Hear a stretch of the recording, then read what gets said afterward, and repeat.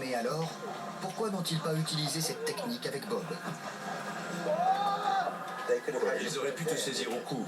Ils mordent ton épaule. De l'épaule au cou, il n'y a qu'un petit espace. Tu as eu beaucoup de chance qu'ils ne t'attrapent pas à la gorge. Ouais. Il y a quelque chose qui n'a pas cessé de me tracasser toutes ces années. Je n'arrive pas à savoir s'ils étaient juste en train de jouer ou s'ils voulaient vraiment me dévorer. Une attaque d'une telle violence pourrait-elle être menée par des lions en train de jouer?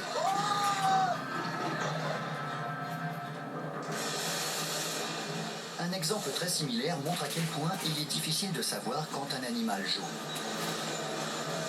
Ces images ont été prises lors d'une excursion au large d'Hawaï. Des globicéphales accompagnent un bateau dans sa course. Lisa Costello décide d'aller nager à leur côté. Trop près.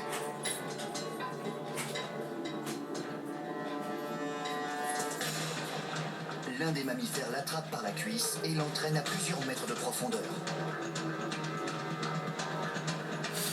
Lisa est sous l'eau depuis plus de 30 secondes.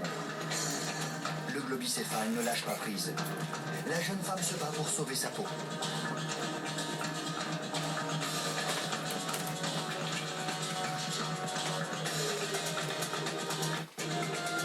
Aussi soudainement qu'il l'avait attirée sous l'eau, l'animal la ramène à la surface. Si Lisa Costello a survécu à cette mésaventure, c'est probablement parce que le globicéphale n'avait pas l'intention de la tuer.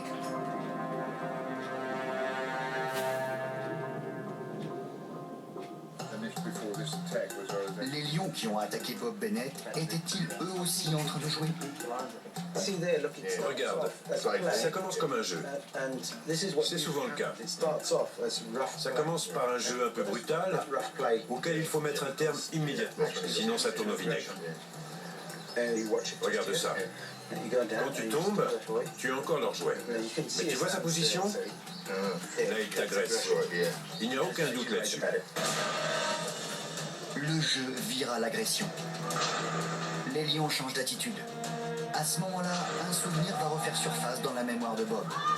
J'avais vu des émissions à la télé qui parlaient de survie. Je me suis servi de ce que j'avais appris en regardant des documentaires animaliers.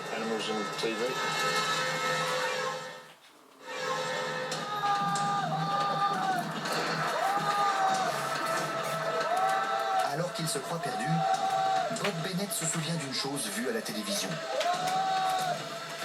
J'avais vu des émissions où il disait que la meilleure attitude à avoir quand on était attaqué par des prédateurs, c'était de faire le mort. C'est ce que j'ai fait. J'ai essayé de garder mon sang-froid, je savais que j'étais coincé. Ils étaient couchés sur moi et l'un d'eux me mordait l'épaule. J'espérais qu'il finirait par se désintéresser de moi. Alors que son instinct lui hurle de fuir, Bob se fige. Ne pas bouger. C'est une chance bien mince de survivre, mais c'est la seule. Un ours attaque son dresseur dans un parc naturel près de Chama, au Nouveau-Mexique. Oh mon Dieu! Au départ, tout comme Bob, le dresseur se débat. Cela n'a aucun effet. Puis il change de tactique. Il arrête de bouger. Viens là, Nonos. Regarde. Viens, allez. L'ours cesse aussitôt ses attaques. Lève-toi, Dig.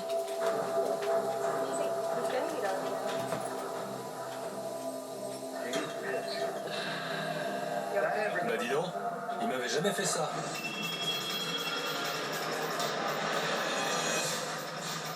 Le schéma de l'attaque est exactement le même que pour celle subie par Bob. Après s'être débattu, Bob lui aussi a fait le mort. Les lions se sont aussitôt calmés et l'ont juste maintenu au sol. Mais ils ne l'ont plus mordu jusqu'à la fin. Bob ne pouvait pas s'échapper, mais au moins il est resté en vie. La comparaison entre les attaques livre un autre élément. Bob et le dresseur ont eu le même réflexe défensif. Ils ont protégé leur cou.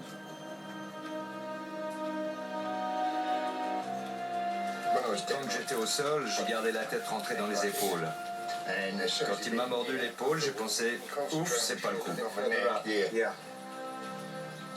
Ça peut marcher tant qu'on ne bouge pas trop. Leur intérêt a diminué. Un peu, oui. Bob protège son cou avec son bras et se fige. L'ardeur des lions s'en trouve refroidie, ce qui donne au secours le temps d'arriver.